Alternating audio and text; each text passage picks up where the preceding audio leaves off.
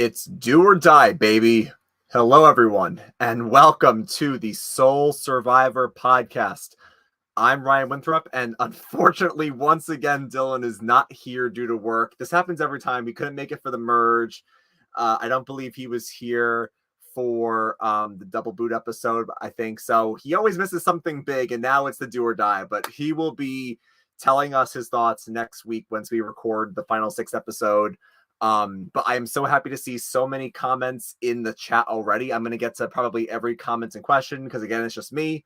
So it would be quite boring if I was by myself and just talking to myself. So I'm happy to go through everything with you all. Great to see you, everybody. Hey, Lightning, Ohio State, Green Bay Packer, a few others. So yeah, tonight was the do or die twist. And I have to say, it was a fun episode. I think this is not a fun twist. Most people just don't like do or die, and I'll get into why for all the reasons. But even still, this was a very fun episode. I'm seeing great things on Twitter where this could have been a very boring episode. And thanks to, the shenanigans from Omer and Lindsay and everything that happened with Drea and Mike, it made for a pretty fun episode. So I can't wait to go over this with all of you. As we say at the top, if you have any other questions or comments, even though we have a lot already, please put them in the chat and I will get to them all. And yeah, so let's get started. Let's just jump to the end first, and then I'll go through it chronologically as we always do. But the do or die twist, Lindsay was the one this season, like Deshawn, where she lost the immunity challenge and she had to play a game of chance to survive in the game. And just like Deshawn, she ends up safe. We're going to get into all of that and what happened. So they have an actual vote at the final 7, thank goodness.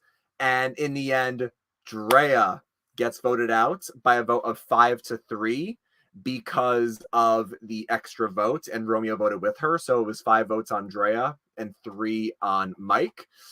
And everybody was in pretty good spirits. I have to say, this is a very fun season and a very fun cast. I mean, we saw this with the high boot last week, and we saw it again tonight where how is Drea going to react? Is she going to be pissed? Is she going to, get very mad? Is she going to blow up someone's game? Even though she did take some comments after the game. We'll get into that. But everybody was excited. Mike was like, you're going to come see me. I'm going to come see you in Canada. People were laughing. It's a very, like Jeff said, it's a very fun group that they like to play hard. And I love that. I'm enjoying the season a lot, especially over last season. But I can't wait to get into the rest of this episode.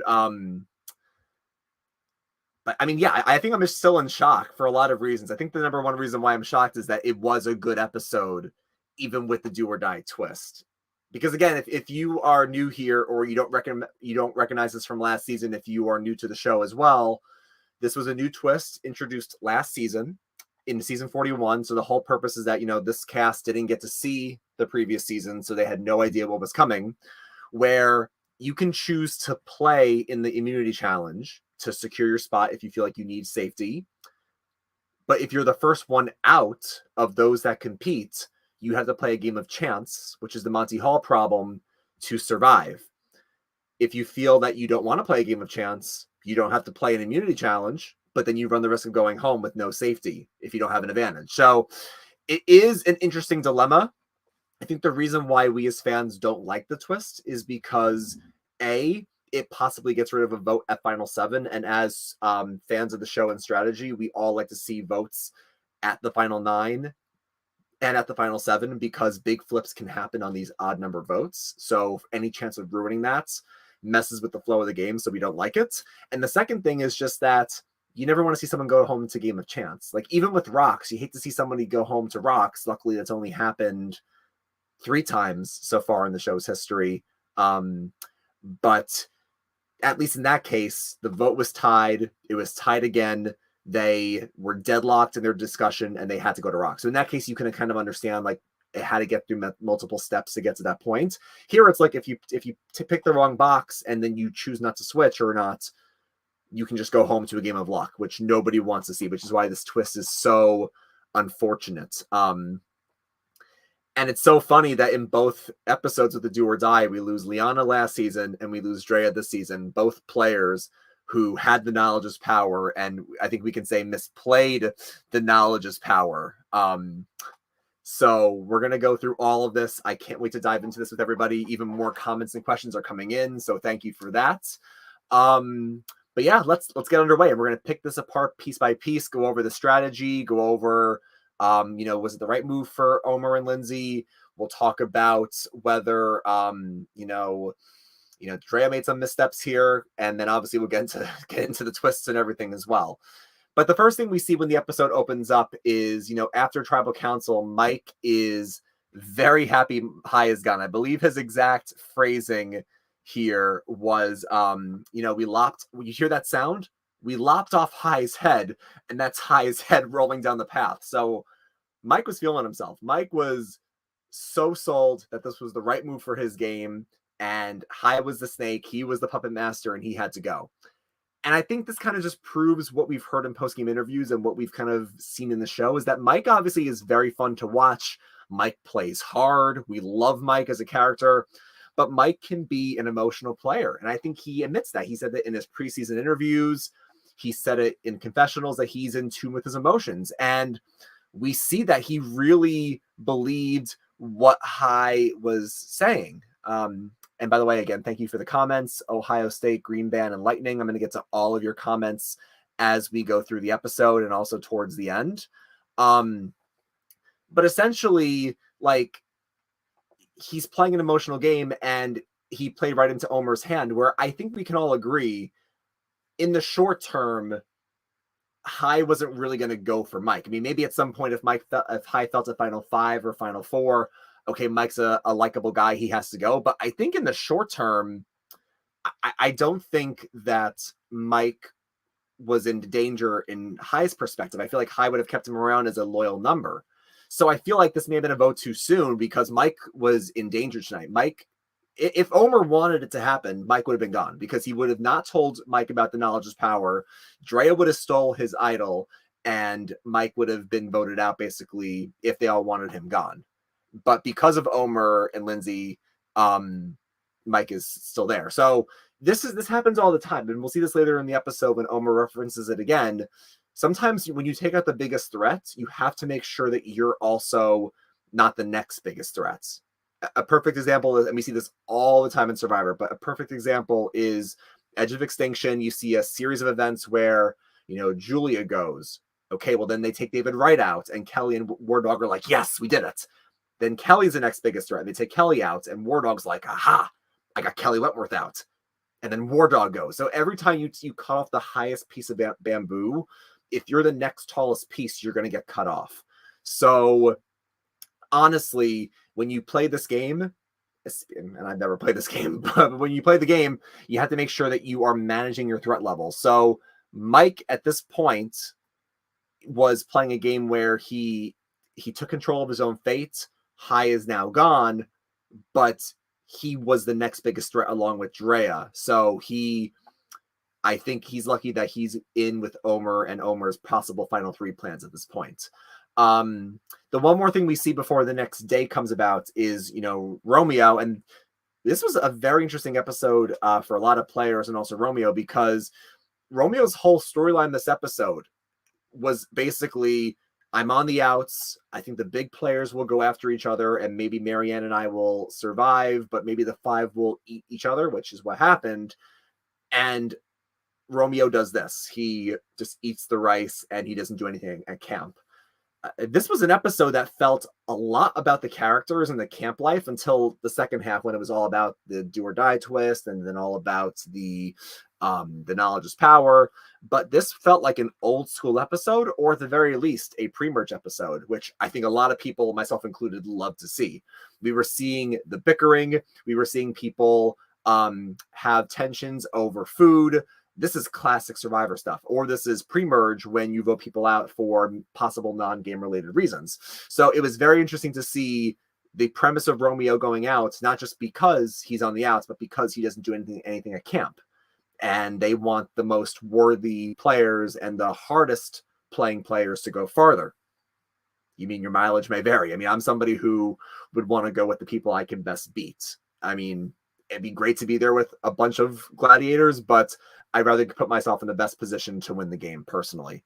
But essentially what we see here is the next day, the remnants of that big alliance, even though High is gone, even though Roxroy is gone, the remnants of the big alliance, so Jonathan, Lindsay, Drea, Mike, and Omer, they're still tight on the beach, like I said. And the two on the outs at camp is Marianne and Romeo.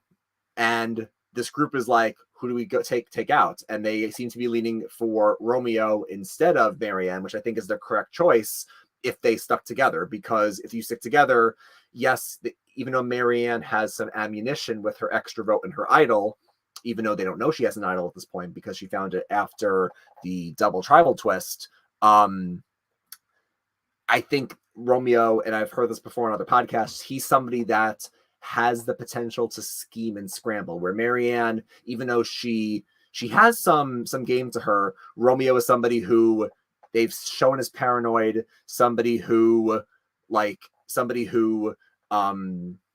can maybe sway things in his way if he gets into people's ears. And I think that player is more dangerous on the game board than others. So I think if they were to stick together, it would have been the right move. But obviously, as we saw, this big group was never going to stick together. And the interesting thing next is that while Mike, we're seeing a big heel turn for Mike. Mike was somebody who was all about loyalty throughout most of the game. And I think as more and more people started to betray him, I think he realized, I can't do this anymore. I have to play to win. Because as soon as he realizes that from Omer's mouth that High was puppeting him, he wanted High gone, and he was more than happy to lie to High's face.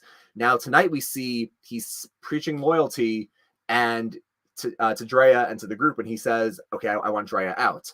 So Mike is willing to play the game, and he's willing to take her out because I'm not working with her, which is interesting because we've seen them on the same page for most of this game, and even after the votes, they seem to have a really friendly and great relationship after she goes. But he says, she's the only person who I'm not working with that is my biggest threat due to her extra vote. And little did they know about her knowledge is power at the time as well, and before she had her idol as well. So Drea had the biggest chamber, and she emptied the chamber tonight. A lot of things happened tonight, which was interesting. And I saw a comment that I'll get to later about how Advantage Geddon might play into this, but I don't think it's going to happen anymore. And the other thing that we see as well is that Omer points this out. Omer says, Mike is playing harder than he lets on, and Mike is the new High. He became the very thing he swore to destroy. And basically, I think Omer's kind of spot on, where Mike is he's kind of feeling himself, as Omer said, he's kind of high after the High vote. But Omer realizes that if Mike is gonna, assume that new leadership role and assume a role where he wants to play hard, he's got to go. And I think this just shows that, we're getting a lot of great content from Omer. I think at this point, and we're seeing this in the chat as well from Ohio State, that Omer is so much fun to watch. And I saw as well that, Omer is making, key observations that Mike is becoming the new High. I think at this point, yeah, and as with this as well, like Omer is making a lot of great moves. The Lydia vote, the High vote, the Dre vote. I think as fans, we would all be upset at this point if Omer doesn't win, because he had a good pre-merge where he was aligned with Jonathan. He was situated well, but because they kept winning, we didn't see too much of him. And then he's really come to emerge in the post-merge, whereas High started out very strong after flipping his tribe around and then started to go on a decline a bit. So it's been very fun to see Omer's rise to power. And as of right now, no one's been onto him. He's the only person left whose name has not been written down yet. And he's positioned very well. The question is, do people start to catch on? If next week is Final 6, there's only 2 more votes, Final 6 and Final 5, because Final 4 is fire making. So does he get caught on to by the end? We'll have to see. But like people are saying in the chat, he's playing so well and he's so fun to watch. I think we would be very disappointed if he went home, because he's totally controlled the game. He has a great social game. He's great socially. His threat level is managed very well. I think for me, even though I like to watch Mike as a character, and even though I've been very happy to see Lindsay emerge more as a player, I would be still disappointed if either of them won. I'd be kind of happy for them because I like both Lindsay and Mike as players and as people, but I've just been so invested in Omer's rise in this game. So if he doesn't win, I think a lot of us would be like, oh, he's the robbed angel, the robbed goddess. So we'll have to see what happens with Omer here. The last thing we see before the immunity challenge is a Jonathan segment. Now, I know people are very hit or miss on Jonathan. Some people in our chat on Twitter either like him or hate him. And I think the interesting thing here is that it's all about how he's eating less because he's a bigger guy. And he said to himself, if I want to manage my threat level, I want to eat the same amount of calories as everybody else, same amount of rice, which makes me seem more for the tribe. Problem is that I require more calories than everyone else because they're half my size. So that doesn't seem, fair to me because I'm wasting away here. And I feel like, and Rob Cesternino said this on Twitter pretty well, where it's so funny how in confessionals from the start of the season up through now, Jonathan seems somewhat self-aware in confessionals where it's like, I can't say anything because I'm the bigger guy and I will look bad if I say something and I have to not yell at people and I have to try to play a social game. He has the right intentions, but he can't bring himself to do what he has to do, where, we saw him start to lose his patience. As Lindsay says, he's getting hangry, and his attitude is changing, and now people want to vote him out because of his attitude. And then he and Drea got into a fight over the fishing nets. And, you can debate whether, Drea was in the right or whether Jonathan was in the right. But I mean, it's so funny how I feel like in a sense, he knows what he has to do, but he just can't bring himself to do it, which, if you have heard the saying before, they say that a leopard can't change their spots. And I've always believed in that, where if you're a leopard, you can't change your spots entirely, but you can try to hide them. You can try to blend in. You can try to, blend into the shadows. And I think he did a good job early on. And I think as the game has gone on, he's winning more challenges. He's a big public threat. He's getting hangry. He's becoming somebody who people may want to take to the end. Now, he won tonight, and maybe he would have went home without the maybe he would have went home without immunity, factoring out the do or die for a second. But I mean, last week they took out High and Jonathan wasn't taken out. You can make an argument that who's the GOAT? Is Romeo the GOAT? Because we're not really seeing him. They're kind of chastising him for how he is at camp. He is shown as paranoid. Romeo is a clear GOAT. But if you want to compare Jonathan to Xander from last season, there's a chance that at this point, with only 2 votes left, and there are other big fish to fry, this group might say, you know what? Jonathan is not well liked. Yeah, maybe Mike likes him and maybe Roxroy likes him. But if I'm a player, and granted, I know Omer doesn't have the same vision that we have outside the game. If I'm Omer and I had that foresight, I would be like, okay, if I'm Chanel, I'm not going to vote for Jonathan. If I'm High, I'm not going to vote for Jonathan. I don't think Tori likes Jonathan. I don't know if Drea likes him or Marianne.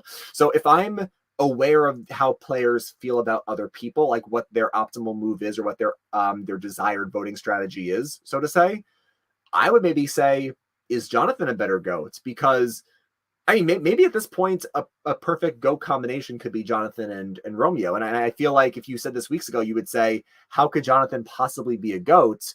Romeo is a clear vote, a clear GOAT. But I think also if people don't want to vote for Jonathan, because people are always going to vote for who they like the best or who they feel will best represent the season, you have to take that into account too.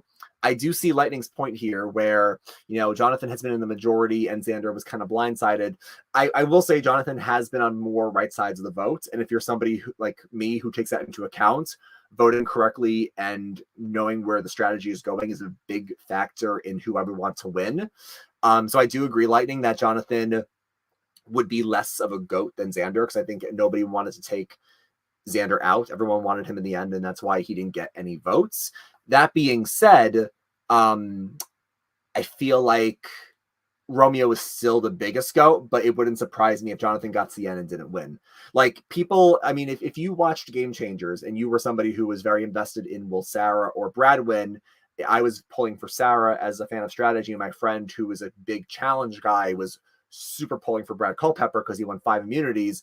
And when Brad didn't win, he was like, how did Brad only get 3 votes? He dominated the season. And I'm like, I think that Brad wasn't as in the loop as Sarah was. Sarah was much more voting correctly. And B, people like Sarah more than Brad. So I think these are things that you have to take into account. Also, Christian, I do agree with your comment here really quickly. I really hope the next immunity challenge is a puzzle. We've seen a million in a row of endurances, which is always fun, but I want to see a puzzle because, as people always say, the puzzle is the great equalizer. And I would love to see a puzzle next week. And I will get to more of these questions as we keep going through the episode. Speaking of the challenges, though, we now get to the immunity challenge where Do or Die is back. And it's the same as last season. Throughout 42, we've seen a couple times where Jeff says, okay, we're going to tweak things here or there. We're going to experiment. Nothing changed this time. You either play and win immunity, or you're the first one out and you have to play a game of chance, or you choose to sit out, no shot of immunity, but you don't have to play the game of chance. So exactly the same. The biggest thing we have to remember is that this could have been a lot worse. When we first heard the rumors about Do or Die, if anybody remembers this, we thought when we heard the rumors, it's a game of chance for the first person out. So we all thought, oh my God, everybody plays. If you're the first one out, you're forced to play a game of chance and you go home. And we all thought, well, Heather's dead. At this point, Heather's going to lose and she's going to go because of Do or Die. And luckily, the producers thought ahead and said to themselves, okay, well, we can't force them to play this game of chance and make them all play.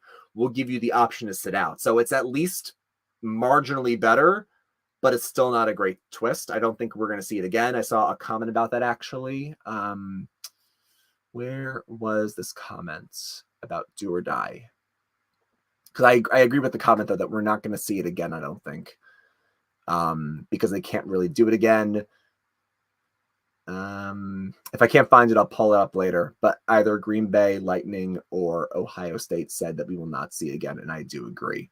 But anyway, like, it could have been a lot worse. And I think this was still a great episode, even with the Do or Die. So I'm very grateful to the players that they made it more exciting than it could have been. Because I think even last season's episode, last season with the Do or Die wasn't a horrible episode, but I don't think it was that great. So I'm really happy that we got a great episode tonight. So the crazy thing about this episode compared to last season was that everybody sat out but Jonathan and Lindsay. It was a showdown. Whereas last season, I have to go back and look, I think at least 4 people played. I know Danny played. I know because he won. Deshaun played. I think Ricard played and someone else played. I think only 1 or 2 people sat out. Maybe it was Erica and Heather. Only 2 people sat out. This time it was a showdown. And now we're all on the edge of our seats because we're like, oh my God, the person who wins is safe and has immunity. The person who loses is forced to play the game of chance. They can't at least be the second one out. They have to win or they're going to Do or Die. So when we all saw Lindsay versus Jonathan, I think all of Twitter and all the fans out there said to themselves, well, one of a few things. If you're a Jonathan fan and he goes home to this, you're going to be pissed. If you are a Lindsay fan and you don't like Jonathan and you feel like Lindsay's on the rise, seeing her go home to a twist would make you pissed. The only way this doesn't fail, and the producers got lucky once again, as we'll see later, that the person who lost the challenge did not succumb to Do or Die. So good thing that didn't happen. But it was crazy to see Jonathan versus Lindsay in the showdown. This was a challenge that we saw a couple times. We saw this in San Juan del Sur when it was Reed versus Natalie. We saw this in David versus Goliath for like 5 hours, famously with Christian and Alec. And I got to say, quick side note, and maybe I'm being a bit biased here because I haven't played this game before. I get that they're giving them less food. I get that this is a brutal game. As Jeff would say, it's a new era. It's the monster. I get that it's harder, but it's day 21 compared to like day 28, 29 when they've done this before. And this lasted what, 15 minutes? This was over within half an hour, I think. And you knew that was going to happen because they kept teasing us with like, oh, all these panning shots. It's been like a couple hours. This is a gladiator fight. And Jeff's like, you've been up there in 10 minutes. And everyone, and I'm watching with my family and they're all like, it's only been 10 minutes. Like Parvati would have been up there for 5 hours. And I do agree. I feel like even though it's a harder game, it kind of is weird to see endurance challenges go for so long in the past, and now they're over in just a few minutes. It's in one way, it shows you how much harder this game is because they're so deprived of food and resources. But on the other hand, I think as old school fans, we say to ourselves, you couldn't have lasted at least an hour when people have gone 5 or 6. Long gone are the days of the brutal endurance challenges. But anyway, Jonathan does win. I'm actually a bit shocked that he did win, considering a big sticking point in the last few weeks has been he's not great at endurance. His feet are too big. He just has too much body mass. And Lindsay won the last endurance challenge. So I was actually kind of surprised that she didn't win tonight. Good for Jonathan. He has his second win. Him and Tori both have 2 wins on the season, and Tori went home.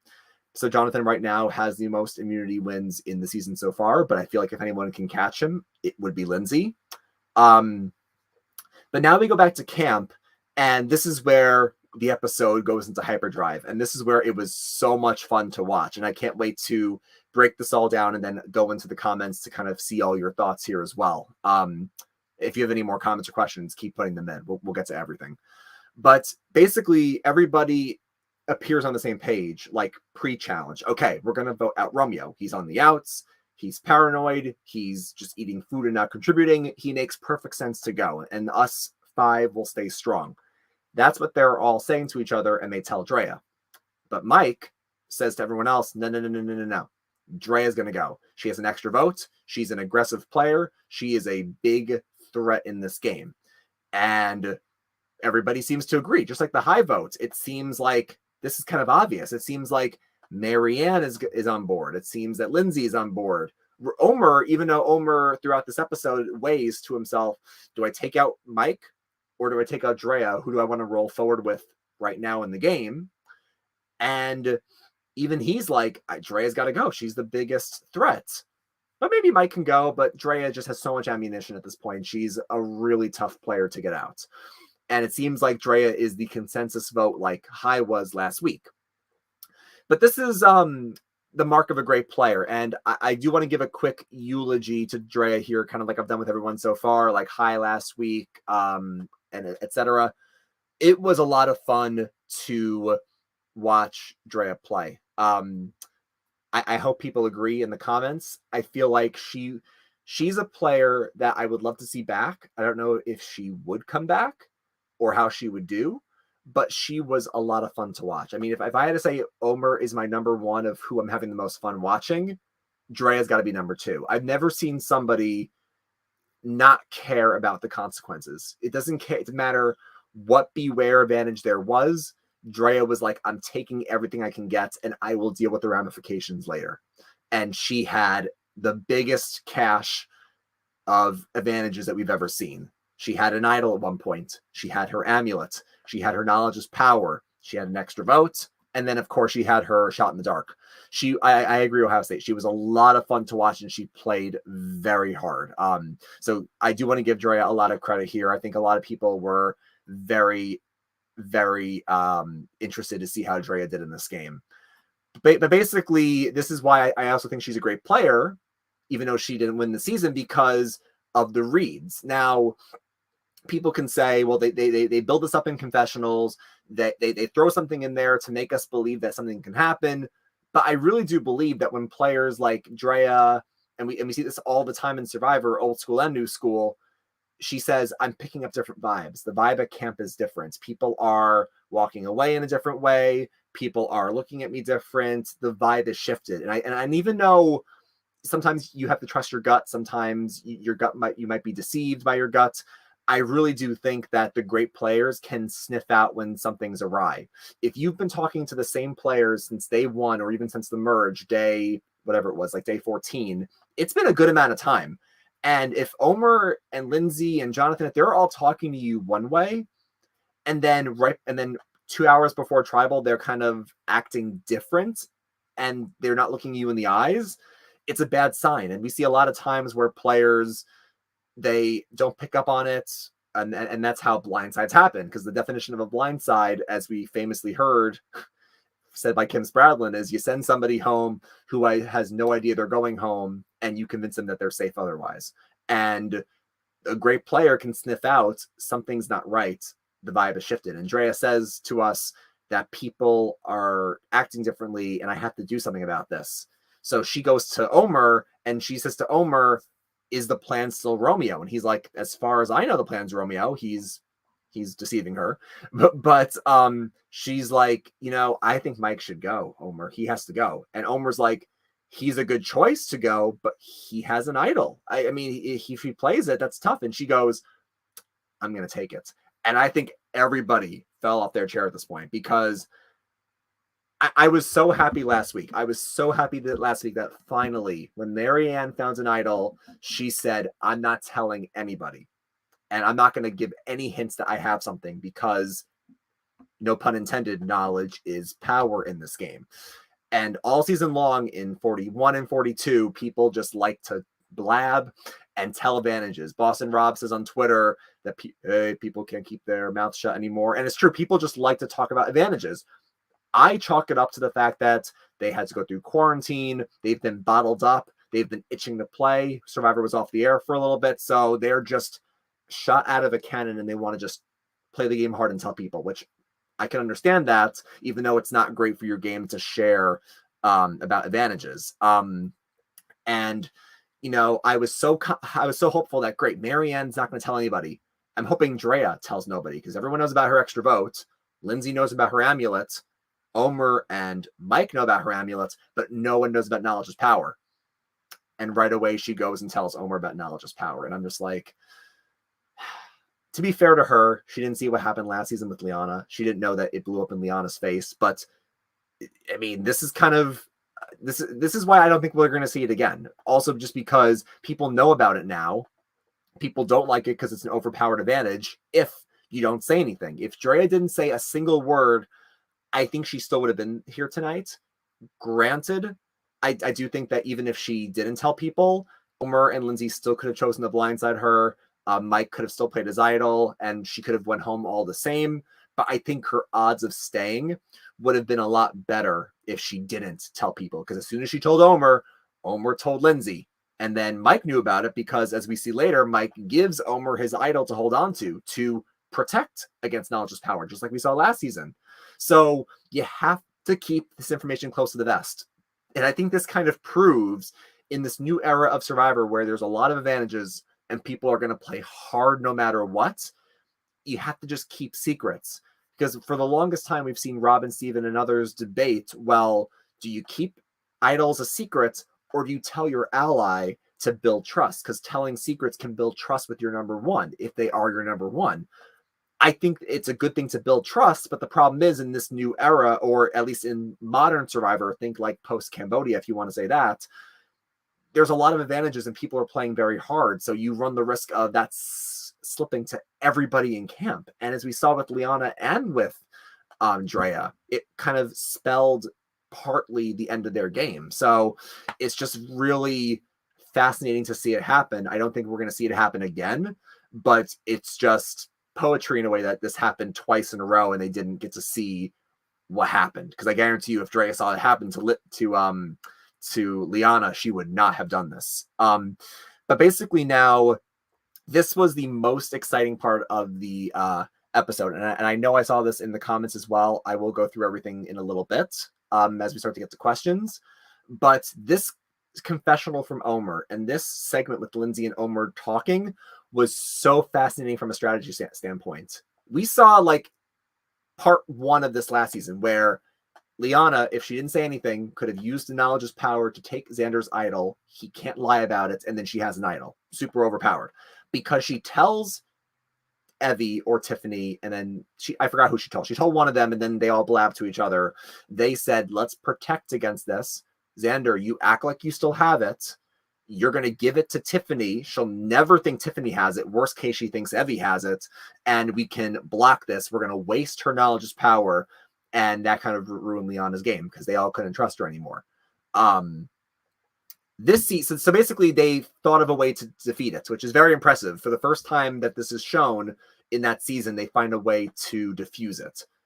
So the same thing happens this season where Omer and Lindsay are like, okay, well, if we want to take out Drea and we don't want Mike to give her his idol, we'll just have Mike give it to one of us and she'll waste it. And I'm like, great. They thought of the same thing. Great. That's really brilliant. Great job by Omer and Lindsay. Then they go a step deeper. I typed this out in my notes down here. So if you ever see me looking down, I have notes on my laptop down here. And then now all of you are on my big screen up here. So let me know if I get anything incorrect. But this is what I wrote down, that they debated taking out Drea or Mike. If they wanted Mike out, they would let Drea take his idol and vote him out. If they wanted Drea out, as we saw tonight, they have Mike give them his idol, so that way she wastes it. They give the idol back to Mike. They build some trust. The three of them that we saw in the reward last week, Omer, Mike, and Lindsay, they want to work together as a final three, presumably, and Drea goes home. And then I even saw on Twitter that Brian Scally said this as well as some other people, that if you want to go even more meta, if Omer trusts Mike a lot and more than Drea, he should let Drea steal Mike's idol and then just vote her out with everything. Then you get rid of all her advantages. The only problem with that is if Drea steals his idol and then she immediately plays it, that would then ruin that plan. But the thing that was the most interesting that caused me to lose my mind was then Omer goes, I could kind of do it all. I could get Mike's idol in my pocket. I could get Drea to waste the knowledge is power. She blows up her game. I vote Mike out and I keep his idol. And I'm like, Omer is playing 4-dimensional chess. And everyone in the comments here as well was just like, he's a better player than Shannon Ricard combined. I agree. Omer he's a genius. He's fun to watch. Like, we were loving seeing Omer go through this. I think the question then becomes, was it the right move to take out Drea instead of Mike? I feel like it was the right move. Mike, even though he is emotional and even though he's starting to assume more of a aggressive playing game, he does seem to be a loyal guy to those who he truly feels loyal to. And if he's loyal to Omer, and if Omer wants to go with Lindsay and Mike to the end, I feel like this was the right move. If they locked in the final three last week at the reward, then it makes perfect sense that he gets rid of Drea here. The biggest thing that I am curious about is we heard in post-game interviews from High that Drea, and Omer were very, very close, and we never saw this on the show. I think we know why now. I think we know why we didn't see Omer and Drea's connection, because he was inevitably going to get her out. But it was so fascinating to see Omer and Lindsay go through all the scenarios of, we could take Mike out or Drea out, or we can waste the knowledge's power, or we can take his idol, vote him out. Kind of like an ode to Sierra and Sarah in Game Changers, where Sarah gets her legacy and she votes her out. So it was so fun to see them go through the scenarios. But then we get to Tribal Council and we play the do or die, and Lindsay is safe. It blew my mind. I tweeted this out from our official account that it was unbelievable, but the fact that 2 seasons in a row, you have to tell, Survivor is not rigged. I've always believed that Survivor is a real show. I still believe it to this day. People might try to debunk it, but it really is a show that everyone tells you it's a real show. But the fact that 2 seasons in a row, Deshawn and Lindsay both pick a box and they choose not to switch, which is incorrect, and they stay, it blew my mind. Now, I'm very happy. If Lindsay went home due to this twist, I think everybody would have been very upset that a rising player got taken out by a crappy twist. So it was great to see her survive, but what are the odds this happens 2 seasons in a row? Just to go over this one more time, if people forgot, the do or die is Monty Hall, where there are 3 boxes. I should have had a diagram like Christian Hubicki, but by the way, Christian Hubicki's probably losing his mind right now, because he has explained that you always switch, and the fact that neither person has switched and they both ended up safe by making the wrong probability choice, he's probably losing his mind right now. I have to go check his Twitter out later. But essentially, there's 3 boxes, kind of like a game show. Behind one of these 3 boxes is a safety flame. Behind the other 2 boxes is a death skull. You pick a box. Before you see what's in it, Jeff says to you, I'm going to reveal what's in box 3. a skull. Now, knowing that you have now a skull here, you have 2 boxes left. You either can keep your box or switch it. Now, most people would say if it's a 1/3 shot, it's 1/3 either way, so why wouldn't you switch? But as Dylan and I explained last season, I'm not going to go into it all again. You can check out our podcast from last season about the do or die. But probability-wise, it makes sense always to switch because it's a 1/3 chance if you stay, a 2/3 chance if you don't stay. Because when you click it in, you lock it in, you have 1/3 in this box and then 2/3 of it being safe in the other box. And by taking out one, the 2/3 remains, yada, yada, yada. It usually makes sense to switch with the do or die. So the fact that it didn't work out, the producers should realize this is a bad twist. It failed 2 seasons in a row. Don't bring it back. But I'm very happy that Lindsay beat it. Then the last thing we see in this episode before we get to questions is Drea decides to use her knowledge as power and says, Mike, do you have an idol? And just like last season, it doesn't work. Mike looks at her and goes, no, I don't. And again, I'm very happy that everyone's in good spirits. Nobody's getting bitter. Nobody's, acting all pissy. Everybody is super energetic and they're like, oh my God, I can't believe this. What just happened? And High's on the jury, like Ohio State says, High's on the jury, like she should have switched. And everybody's going crazy over this twist because they hadn't seen this last season. And Drea's like, wow, now Mike just knew that I took a shot at him.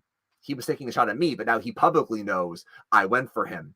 And they go up to vote. She now says, I'm going to empty my pockets. I'm keeping my amulet in case Lindsay ever goes home, but I'm playing my extra vote. I'm playing the knowledge as power. She kind of is just emptying the chamber, and she votes for Mike twice, but it's not enough. Drea will go home by a vote of 5-3. There are 7 people left, but because of her extra vote, there were 8 votes cast tonight. The 3 were 2 of hers and Romeo. So Romeo again is voting with either who he perceives as an ally, or he's on the outs again. And this further proves that Romeo could be our final 3 GOAT. I thought it was Tori. It seems pretty clear that it's Romeo unless they want to take Jonathan to the end for some reason. But Romeo has been out of the vote, I think, since the merge. The only vote I think where he voted correctly was the Roxroy vote. Every other time he's voting incorrectly. So doesn't speak well for Romeo's chances in this game. But in the end, it was a very fun sequence. And to see everybody in good spirits was like so fun to watch. Mike's going to go visit Drea in Canada.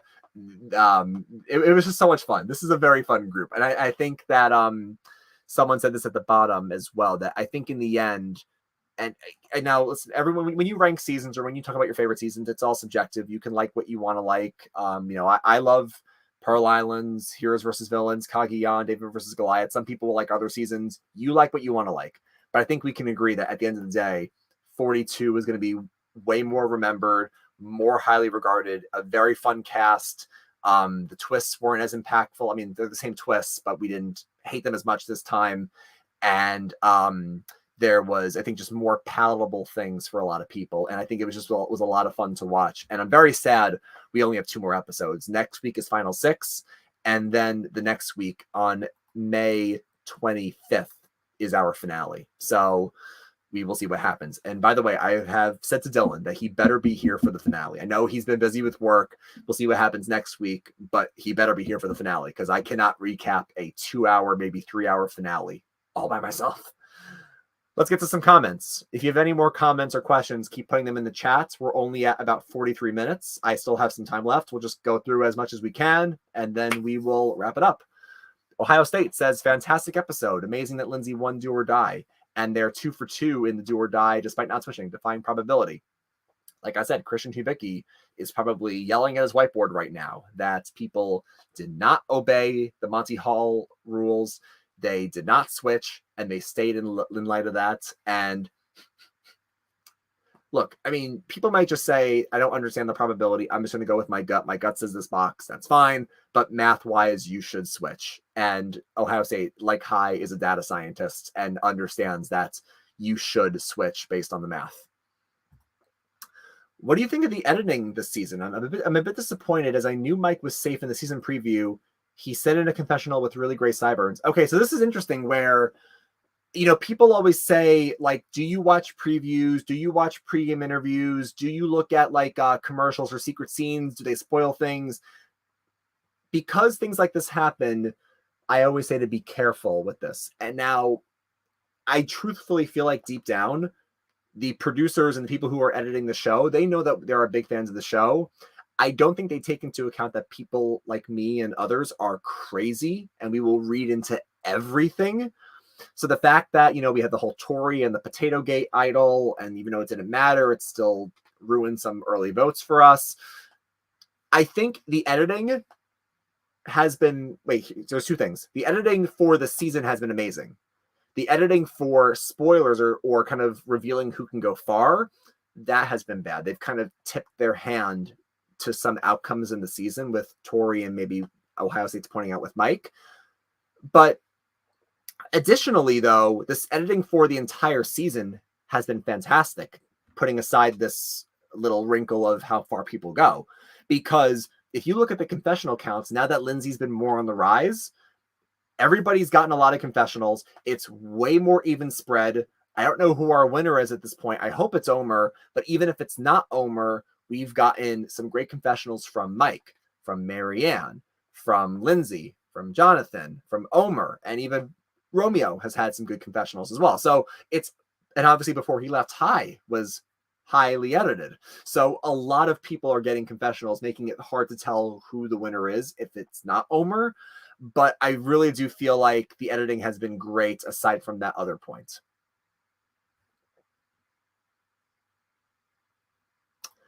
Green Bay Packer says, it's the first time all season that I'm caught up on the episodes. That's great.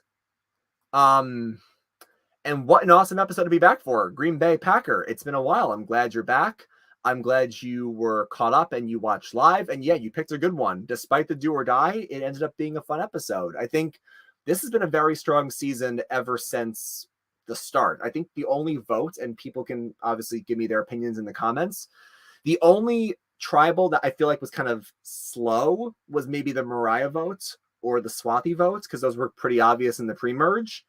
But every other votes, like, even the first vote with Zach, the whole Jenny tribal council, Daniel's tribal council, Lydia, Chanel, the double tribal, High, Drea. This has been a lot of great tribal councils and a lot of great episodes. And I think it's been great to catch up on. And I'm glad you were here for a good episode to be back for. And the world of mathematics has been sent back in time with Monty Hall failing. And I think you also said later that Christian Hubicki is going nuts on Twitter. Poor Christian. I mean, Christian is so smart, and people should just listen to Christian more, honestly. I mean, if I was as smart as Christian, I would be set, honestly. These twists are working out exactly how they were meant to. After tonight, the season went from average to very good, and an awesome cast remains.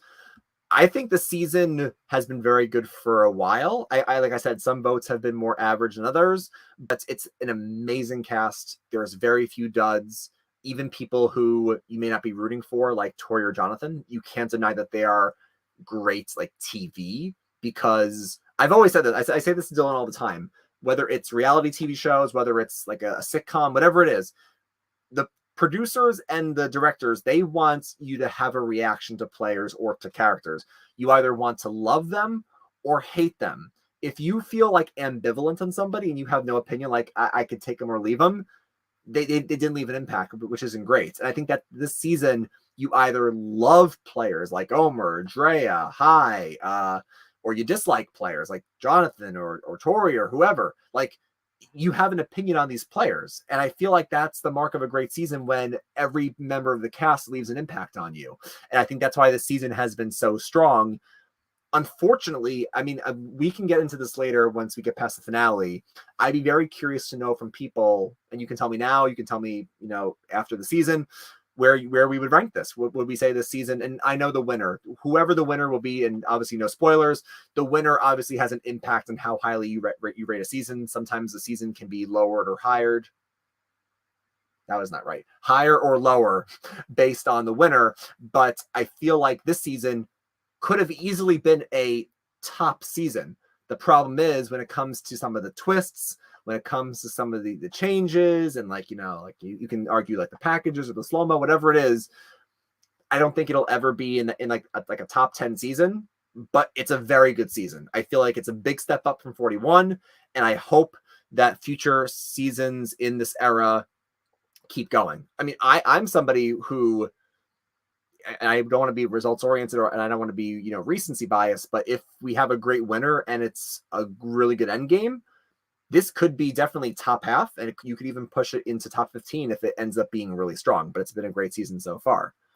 This blindside was better than the sham blindside, in my opinion. So Lightning, if you're still here, are you referring to tonight's episode with Drea's blindside or with High's blindside? Because I mean, I'm assuming you mean tonight because we're talking about tonight's episode. And yes, this blindside of Drea, even though she kind of had a sense that she was in danger, it was a great blindside and it was a lot of fun to watch and was better than the sham blindside. But even last week with High going home, that was an even better blindside as well. Okay. I'm going to skip any comments that mention predictions just in case they're correct. I know they're not, but just so we don't have any real or fake spoilers out there. I know Lindsay did not play the Monty Hall correctly, but I could care less because didn't get her out. I agree. Cosign 100%. If this got her out, we would be very upset. And in the end, even though she didn't play it correctly, I don't care. She's safe, and that's what matters. Yeah, tonight's blindside. Okay, sounds good. If Omer wins, it's a top 15 season. Yeah, like I said, if Omer wins and we have a great winner and we've had a great end game and a great merge, this can really elevate it in the rankings. I never would have expected everyone to be so joyful after Tribal like that. It just goes to show how well liked Drea was. She was going to win if she wasn't voted out. So this is what people were kind of saying. And if you listen to the music, not to look at spoilers like retroactively, the music that we were getting when they were talking about Drea was very similar, if not the same, to like the music when Sham went home, where it's like, this is a player who, if we don't take them out, they'll win the game. That happened to Shan. Ricard got similar music. High got some music last week, and they're talking to us like if Drea goes to the end, she's gonna win. And I think that was kind of a telltale sign that they were, even if she survived tonight, I don't think they were ever going to let Drea get to the end. She was such an end game threat due to her social game, her physical game, her strategic game. So I'm very happy to see that people, even though they took Drea out, they were very just jovial to each other, shall we say. Let's see. Omer is playing the best game. Agreed. Since he's running the show and not getting targeted. Also agree. But after Drea called him out, they might vote him out next. Either that or he might lose in fire making. So this is the one thing that I feel like could get people upset. Now, I didn't see anything on Twitter about this yet, but after the podcast, I'll go check it out. I could see a scenario where people are like, if you're a purist of the game, when you're voted out, then you say nothing. Like you say like good game, everyone, but you're out of the game. You can't really impact the game at that point. Or maybe you're someone who believes once your torch is snuffed, you're done. You can't say anything. But I didn't mind it. I think it was kind of interesting to see how Drea went to every person and said like, Omer, I only told you, keep that in mind, people. Mike, I love you. If you get to the end, you'll win. Lindsay, I'm rooting for you, girl. Romeo, you're kind of floating along. She kind of let people on the jury and people in the game know like what her perception of everybody was. And I would be curious to know at Ponderosa if people either co-sign her thoughts or they disagree. But I feel like you can go either way. Some people might not like that she said this. She's out of the game. She should keep those comments to herself. Or, as long as your torch is lit, you can say whatever you want. I mean, I go back and forth. I mean, we saw this in older seasons too. This isn't a new school thing. We saw it back in the day where people would leave and say, oh, and by the way, this person has an idol. Or when Eliza goes home in Micronesia, she's like, by the way, guys, Ozzy still has an idol. So people all the time are like willing to say things on their way out. So I don't think it's a big deal, but I wouldn't want it to become a major trend, shall we say. Let's see. People are saying in the comments how they want Omer to win. They don't want Marianne to win. Let's see. I hope the jury doesn't vote based on gender, since in their minds, if he okay, oh yeah, so in their minds, they haven't seen 41. They don't know Erica won, so you hope that they don't vote based on gender, because a female hasn't won in their mind.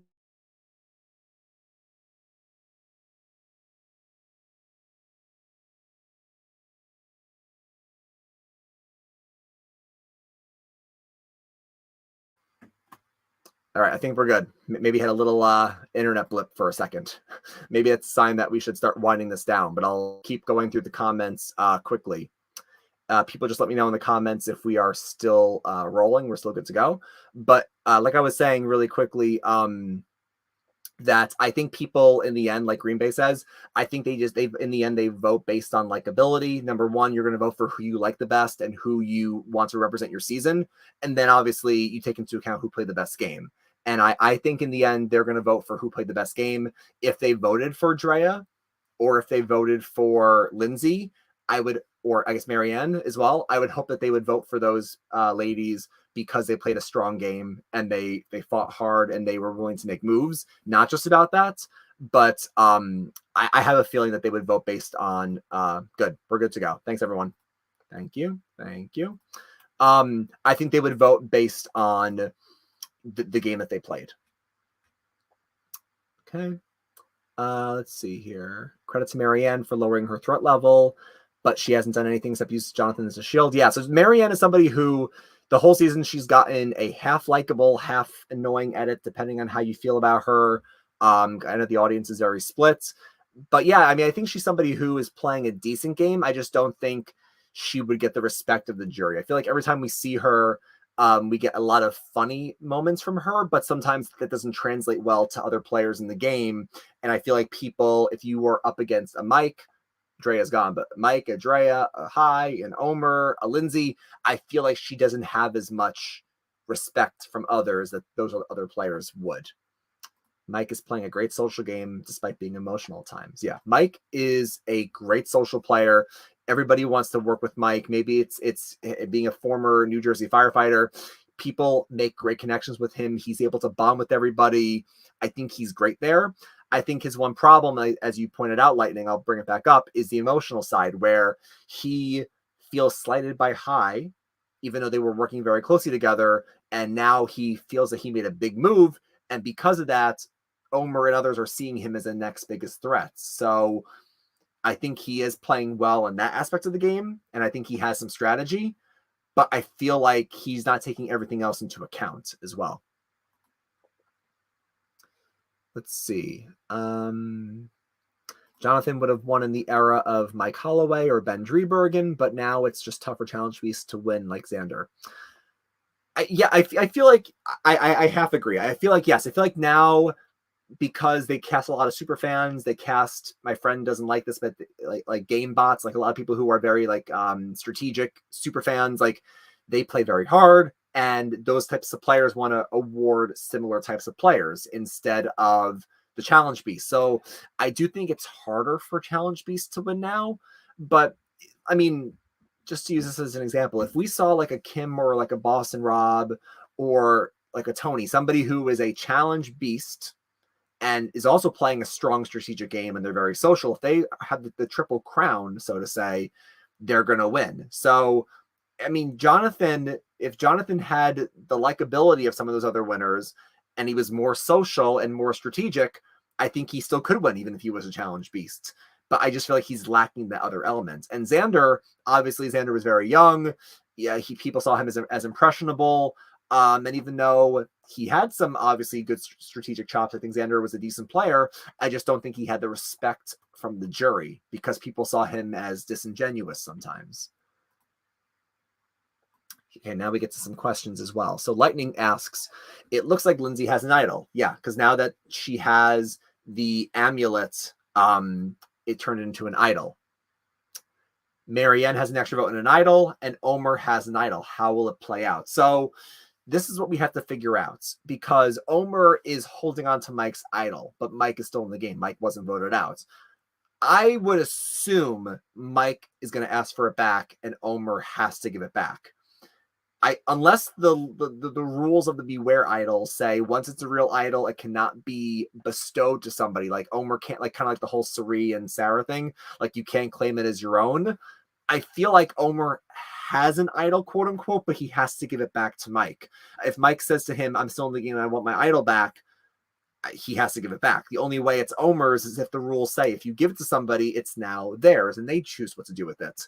So I'm going to assume, to answer Lightning's question, that Lindsay, in terms of the advantages, not counting Shot in the Dark, Lindsay has an idol, Marianne has an extra vote and an idol, and Omer has Mike's idol, or Mike has his own idol. Those are the only ones left.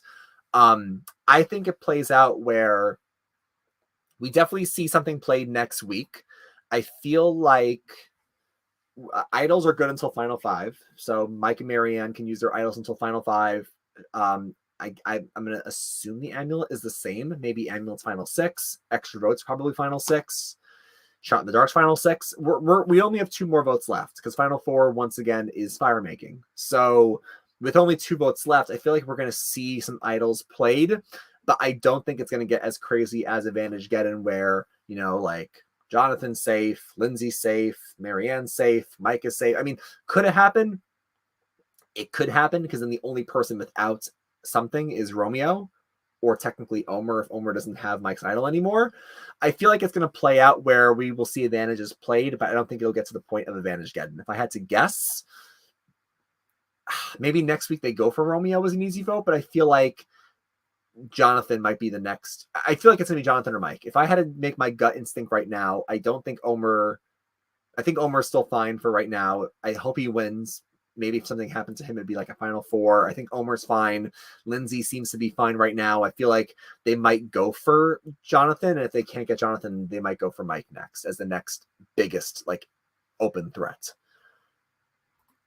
Omer would be such a great winner if he wins the season. He was brilliant about telling, yeah. So Omer is doing a great job navigating this game and just maneuvering very well. And again, he's the only person with no votes cast against him. And at this point, as of tonight, nobody seems to be onto him.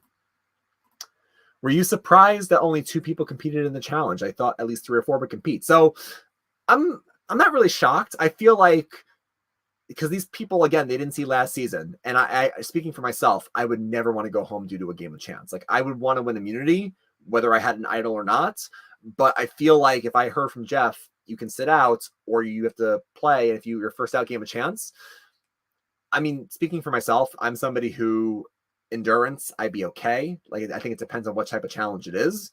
If it's a challenge like that where you're uncomfortable and you're numb, I would be out so quick. I wouldn't want to risk it.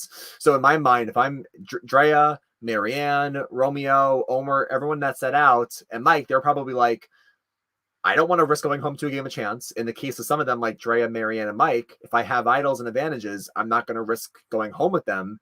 So the only person that it made sense to play was Jonathan, because Jonathan knows that he's a target, and he knows that if he doesn't win, he could be going home because he has no ammo in his pockets.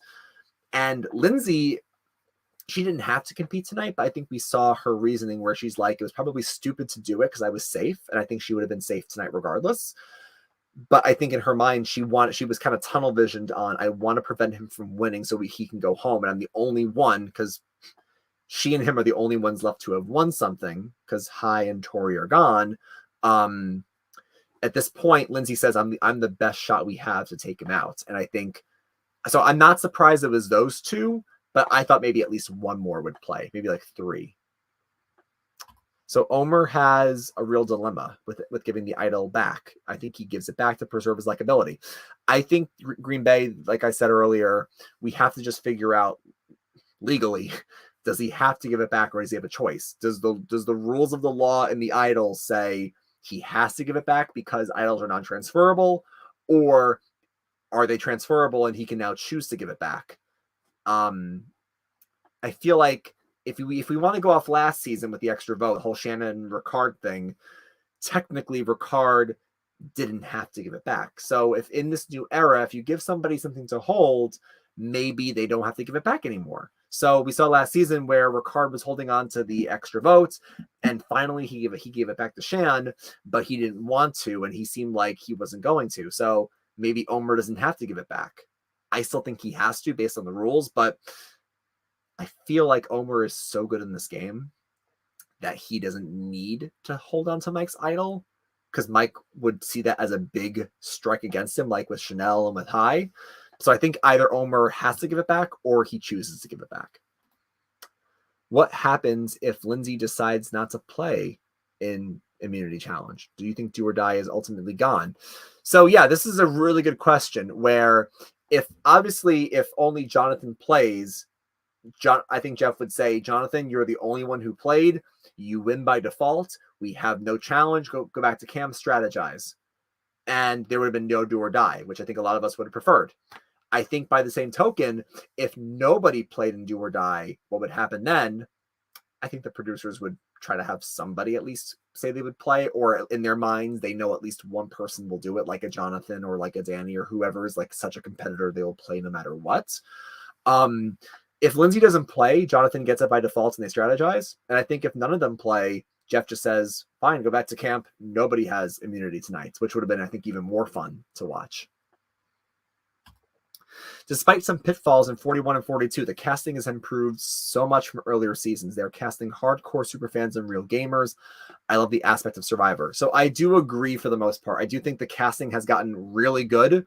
I think this is an amazing cast. I don't want to compare it to like other great casts like China, Cagayan, David versus Goliath, Pearl Islands, but it's a really strong cast. And I think that if we look at an all new player season, this is going to be regarded as a really strong new group of people. The one thing I would disagree with is we can't just have all super fans. I love super fans. I'm a super fan. I think it's a great archetype to have because you get people who are going to play hard, take big risks, make big moves, great TV. It's a great formula. But if you have a lot of, like I said, the same term, game bots, if you have a lot of, super fan players, it might get a bit boring where you need some authentic people. You need like your Mikes, or you need like your Natalie's from David versus Goliath, or you need your your Burtons or your Ruperts. Like you need like your Jerry Manthys. Like I can go on and on about like Coach, your big characters who in their first season weren't like big strategists. They're just big personalities. And I feel like you need those in the show. You need your balance of gamers, your super fans, not so much fans. If you have a good mix of people, it makes for a really good season instead of just having one archetype of people. This has to be the last. Okay, I found the comment from earlier. This has to be the last season of Do or Die. The 1 in 9 odds of it working both seasons are crazy, but in future seasons, everyone will know the twists and they will swap for the 2 1/3 odds. I mean, listen, Jeff's probably licking his lips like, see, this is why you go with your gut in Survivor, you trust your guts. And I feel like Jeff has to know that people are going to be switching in the future. I feel like this is the end of Do or Die. Like Dylan and I have said on the podcast before, I feel like most twists we're not going to see again because we've seen them play out. A, B, the fans and the players have reacted negatively to comments and to have reacted negatively to some of the twists, and now people know about them as well. I feel like we don't see Do or Die again. We definitely don't see the Hourglass again.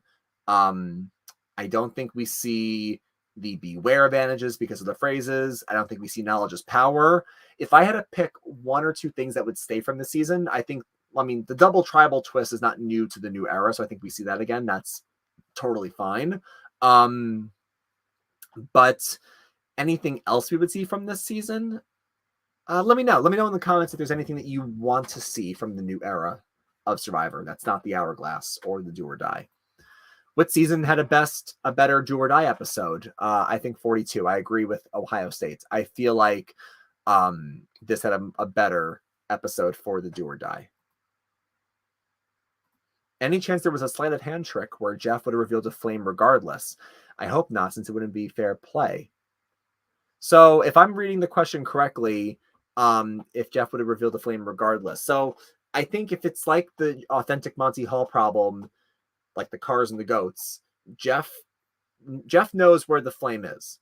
So when Lindsay picks it. He says to her, I'm going to open up one of the other two, and it's going to be a skull. Now, you can choose to keep your box, which could be a flame, or if you believe it could be a skull, you can switch, and she should have switched. And she didn't switch, but she was fine anyway. I don't think Jeff would have revealed the flame. Jeff, in that case, always reveals one of the dummy choices.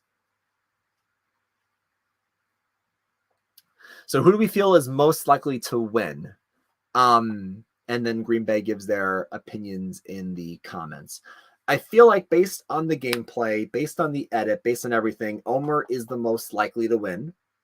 I think Mike has gotten a great edit. I just don't know if Mike wins. I feel like the jury would see him as maybe emotional, and they would see him as somebody who said he was loyal and then didn't follow through on the loyalty. People don't like when you say one thing and then you do another, and you kind of go against your mantra in the game, so to say. Now, Mike obviously can say, look, I'm playing the game, but you have to own it. You can't go into Final Tribal and not own your game. So if Mike goes into Final Tribal, if he makes it there, he's got to say, I tried to play loyal, I evolved my game, and I did what I had to do, made the moves I had to make to put myself in the seat and vote you out. I'm sorry I did it, but I had to play the game and change up my strategy. He would get respect. What Mike cannot do is say, I'm a loyal guy. I'm a loyal guy, and I only turned on people when they came for me first. They're not going to buy that. So I feel like Mike could win, but I don't think he's a likely winner compared to Omer. I feel like Lindsay has a chance to win. She had a very quiet pre-merge, but I feel like she's gotten a great rise in the last couple of weeks. She's emerging more as a player. She's getting more confessionals. She could be getting that Erica treatment. I don't think they do it to us 2 seasons in a row, so I don't believe that she does win. But between Omer, Mike, and Lindsay, I think those are our most likely winners. I feel like Marianne has a chance. She has a chance to win, but I don't know how likely it is because she's been given sort of a likable but annoying edit. I don't know how much respect the other players have for her. Also, she's a bit younger than they are. She's 24. Everyone else is in their late 20s, early 30s. So I'm not sure how much they would, want to give her the money potentially. I mean, I don't want to dive into all that, but I'm just thinking about what people would look for in criteria. And I think I have to think Romeo's drawing dead at this point. Unless Romeo takes out Omer or Romeo makes a Hail Mary play, I don't see him winning. And I feel like Jonathan has really ruined his odds with some of the jury members as well. Let's see. We already talked about the advantages. We already talked about advantage getting and why it probably won't happen. We talked about Omer being a genius and Omer orchestrating big moves. I'm just trying to go through the comments because we're approaching an hour and 15 minutes, trying to see if there's anything new here. Omer has a lot of really great moves. We talked about this earlier. Omer has been controlling the game. Let's see. What else do we have? Do you think Omer wins the next immunity challenge if it's a puzzle for the next 2? Omer is probably the person left that is the best at puzzles. Jonathan's definitely not. We haven't seen Romeo on a puzzle. Maybe Marianne and Omer have the best chance at a puzzle. So if it's a puzzle, which I hope it is, as a lover of puzzles, I hope it's that. I think he could win that. Let's see. It was cool to see Lindsay's backstory. Yeah, I thought she was goner. When we saw Lindsay's goodbye package, I'm like, oh no, she's going to lose, do or die, and she's going to go home. So I'm very grateful that she survived, and that was a little juke on the side of the editors. Seasons are a lot of fun to watch when you have a lot of true gamers. I always want people to play hard. Talks about 42 versus 41. Drea was a lot of fun this season. Drea's laugh is funny. If you don't laugh at Drea's laugh, there's something wrong, because Drea just makes you smile with her antics and her like her laugh as well. Now, see, I'm laughing in regards to her laugh. I was so entertained by this episode that I'm going to watch it again before next week. Maybe I'll do the same. If I have time this weekend, maybe I will rewind and watch it and get to skip the commercials. It was classic seeing the jury's reactions to Lindsay and Mike, and the jury, I think, had a lot of fun with this as well. It's a fun group of people. Omer's one of the smartest players we've seen in many seasons. I agree. These last several episodes and Omer's gameplay have solidified him as an all-star. whether he wins or not, Omer is going to be one of the bright spots of the season, one of the people that people want to see come back, whether he's a winner or not. And I think we can all agree, even if he doesn't win, he's been the best player this season. For a while, we thought, Omer is the best player this season, but we'll see what happens at the end. Wouldn't be shocked if Christian makes if Christian goes back to RHAP. I could see Christian crashing the Zoom call with Rob and Steven and just saying, like, guys, I pitched the strategy of do or die. No one listens to me. We better not see this again because the science and probability is correct. So I would not be surprised as well if Christian makes another guest appearance. Christian is going nuts on Twitter. I think we only have about like 2 more questions and then we can wrap tonight up. Thank you, everybody. This was a lot of fun. Again, Christian, Green Bay, Ohio State, Lightning. Everyone was really great in the comments to share everything, keeping me company while I'm alone. So I really appreciate all of the commentary tonight, guys. It was a lot of fun. Last few questions. How would you rank the remaining 6 players? So I just went over this, but I'll say it one more time. Omer has the best shot, followed by Lindsay and Mike, then Marianne, then Jonathan, then Romeo. So that's my order. Omer, Lindsay or Mike, Marianne, Jonathan, Romeo. Omar reminds me of a little of like Suri being so sneaky and strategic, but not great at competitions. I hope Omar's lack of success at challenges doesn't hurt him like it hurts Suri. Yeah, and listen, Suri, if people don't know this by now, Suri is, in my opinion, the best player to never win. Suri is a legendary player, and she's been screwed over more times than I can count. But no, I do see the comparison where Omer is very strategic, and in Survivor, whether you like it or not, challenges have a big impact on the season, where if you're somebody who can't get to the end, let's just say you're the biggest threat and you can't get yourself there via fire, or you can't get there via the challenges, people will not want to take you to the end. So you have to manage your threat level. And if you can't manage your threat level, or if you get found out, you have to be able to win your way to get to the end. And I feel like Omer doesn't need to do that at this moment. People seem to trust him and want to go with him to the end. You know, Lindsay wants to, Mike wants to, Romeo seems to want to, Jonathan still likes him, Mary. Everybody likes Omer. Everyone likes Raymond. Everyone likes Omer. But I feel like Omer doesn't have to win a challenge yet. But if he ever gets found out, he has to try to win something. So hopefully it's a puzzle. Okay, so now this is going back to what I was saying earlier about, you know, was Kagiyan the best cast ever? Excluding original cast who defined the game. In my opinion, Kagiyan and David versus Goliath are the best new players. China Pro. Yeah, so basically everyone's kind of agreeing, and I agree with you as well with what we were saying earlier. If we're looking at best new player casts, whether you can say best characters, best players, what was the most fun to watch? Most of the people on Twitter and most of the fan base agrees. Pearl Island is up there. China is up there. Kagiyan is up there. David versus Goliath is up there. All new player seasons as well. Tocantins, as I think for me as well, Tocantins is a likable, really fun newbie cast to watch. I'm going through my mental Rolodex. All the ones I just said. Let's see what else is a really good season with great players. Pearl Islands, China, Kagiyan, China, Pearl Islands, Kagiyan, Dave versus Goliath, Tocantins, Ko-Rong, in my opinion, is another really, really good one with great players and a really fun cast. And I would say this season, I mean, if we're just going to rank top 10 new player casts and not go into the whole season, I don't want to sound, you know, recency bias, but I would agree. I feel like this is a top 10 newbie cast. It's a really fun group. I agree. I hope Marianne has finished watching Tocantins. I'm sure she has. And the last comment that we'll go over tonight is Lightning, where he or she says, what could stay as knowledge is power. Interesting. I know it's overpowered, but I have grown on this. I feel like it makes for good TV. It is overpowered. And I feel like the reason why it hasn't been too overpowered yet is because people talk. People talk too much. They share this advantage. And then like we saw last season and this season, if you know what it is, you can find a way to debunk it, because no one would guess Tiffany had it. And if Mike gave his idol to Lindsay or to Omer, Drea wasn't going to guess that. So you have to not say anything. I don't like it. I think it's overpowered. I don't want to see it again, but I can see your point. I can see your point where because it hasn't proven to be deadly yet, then it can come back. I think I just figured out what I would want to come back, even though this might be kind of like a nothing burger. I feel like Shot in the Dark is pretty harmless. It hasn't worked yet. I'm pretty sure next week is the last week it can happen. So I don't think it's going to work. I think 2 seasons in a row it's failed.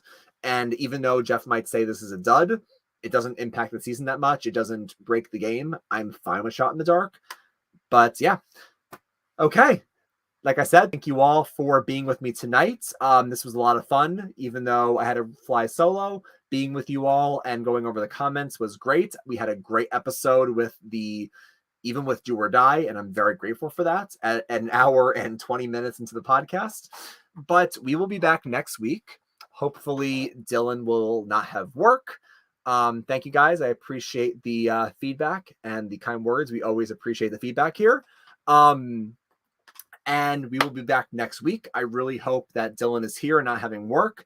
And then after next week at the final 6, we have the finale.